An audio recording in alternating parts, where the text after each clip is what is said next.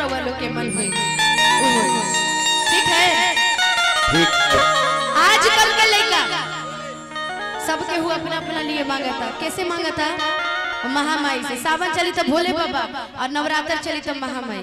सबके वो अपना खर्च मांगेला। हम एक दिन माई के मंदिर में गए कहनी कि माई हमरा के कम सुंदर दी है, बाकी पियक्कड़ वक्कड़ मत दी। हमरा के कुल ना चाहिए, हमरा के सुंदर मर्द चाहिए। ठीक बा? कैसन सुंदर? अरे सुंदर होके, सुशील होके, संस्कारी होके, आ तहरा लिखा तो बिल्कुल ना होके। आई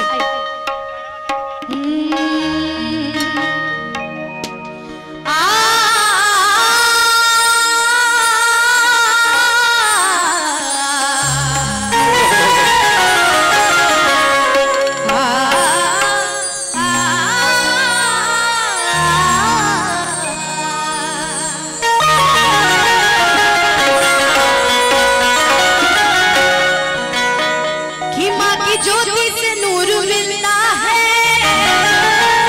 हिमा की ज्योति से नूर मिलता है, हिमा की ज्योति से नूर मिलता है, चैन मिलता है, सुरूर मिलता है,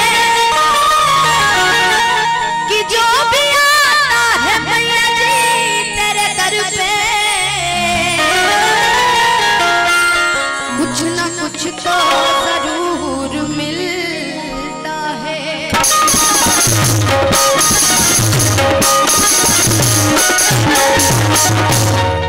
और सभी कलाकार के प्यार देवे वाले चैनल वाले तारा से तो हमारा खींच बरो। तो रुको, तू रुको। हो कि सासु चाही माई जैसन, अरे बड़ा छोट भाई जैसन, हो जब बिया हवा के बाबा। लड़की जाके कहती है कि हे भोले बाबा, अब हम ही तो नहीं चाहत कि लड़का ढेर पैसा वाला रहे, बाकी लड़का माने वाला रहे। हमरा के मानस जैसे विकास भैया अपना मेहरारू के माने ले, वैसे हमरा मानस देखले बनी ना हम।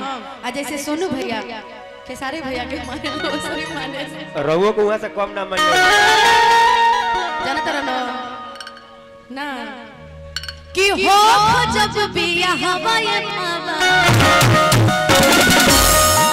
तरा केकरा नियन दुल्हा मांगतरी जानत रहो? केकरा खाली तहरा लोग नियन ना मांगतरी, वो मांगतरी केकरा नियन कि राम जी के जैसन दी हमरो दुल्हा बाबा।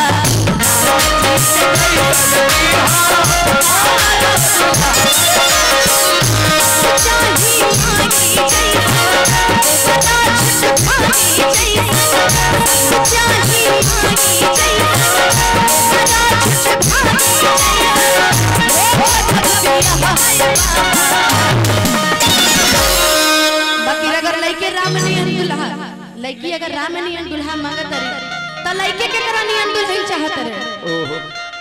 हमारा जैसा लड़के आजकल कटरीना के अपनी दुल्हन मांगत रहे और जाके भोले बाबा से कहत रहे कि सब होके हुनर में हरारू चाहिए, कि भोला पूजी रौड़ बोल चाही चंदा चको, भोला पूजी रौड़ बोल चाही चंदा चको, नाही दहेज में मांगे कि सब होके हुनर में हरारू चाहिए। बाकी तारा लोग के डिमांड ढेर बा, फॉर्च्यूनर जहां मिल जाए तहां तू कटरीनो कैफ के छोड़ देबा। बाकी हम लड़की एक पे रहेली, एक एगो से प्यार करेली।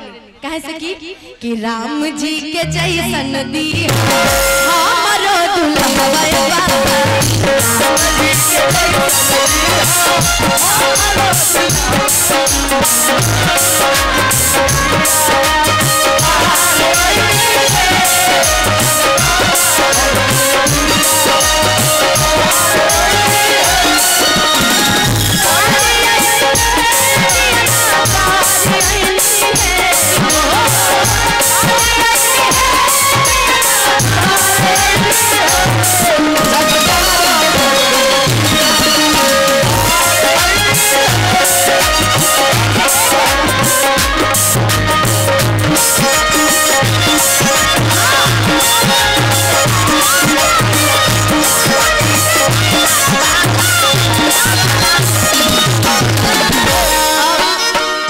जैसे मानी ले बाबा रहु रमई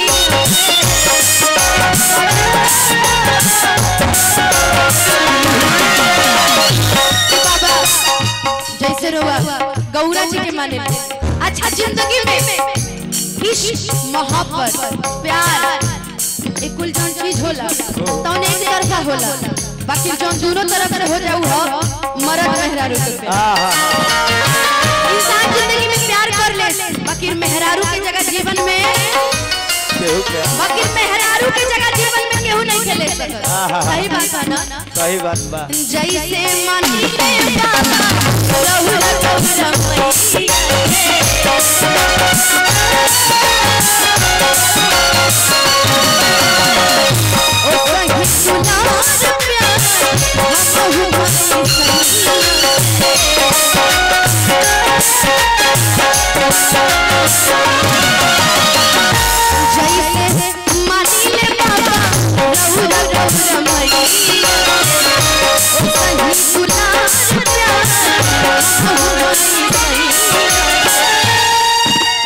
बहुत तरीके जैसे रहुआ माना जाने गौरा जी के ओ सनी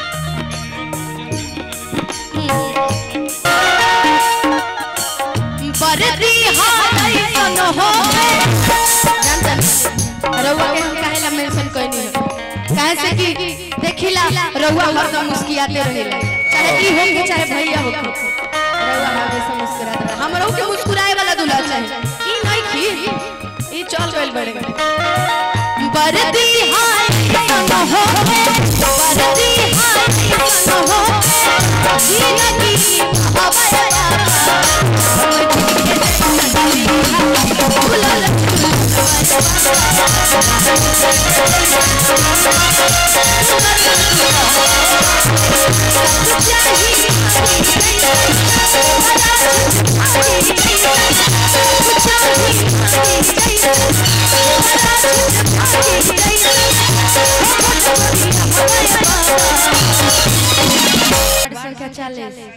अच्छा तू बरो ठीक है नाम हम भुला गनी दोबारा मिले तो फिर बोलो अभी नाम भुला गई कि राम जी के जैसन सुनर दुल्हा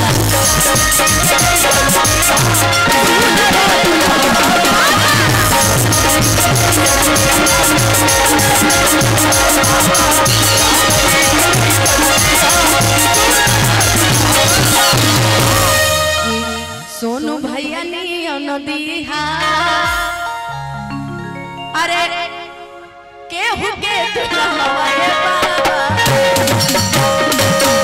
कैसे कि हमरा भाभी बड़ा माने ली तो हमरा के कान पकड़ के कहिया कि तइहे कुल गावस तही से हम दूसरे के नाम लगा लेकिन हमरा सोनू पांडे जी की तरफ से हजारों हजार रुपए के आशीर्वाद बा जनतर भैया एगो और हमार जनतर भैया एगो और हमार भजन आयल रहे गौर भजन से स्वागत कर तनी रउआ सबके हम आदरणीय जिला परिषद साहब बीच में बैठे हैं आदरणीय मैं आपका नाम जादूगर जी जादूगर का जादू हम लोग यहाँ गोरखपुर में एक मेला लगता है भैया बहुत बड़ा गोरखनाथ का खिचड़ी का मेला उसमें हम जादू देखने जाते थे और चोरी छुपे स्कूल बंद करके जाते थे तो हम आज आपको देखे तो हमको वही सब चीज याद आ गया वाकई बहुत खूबसूरत जादू आपका हम तो डर गए थे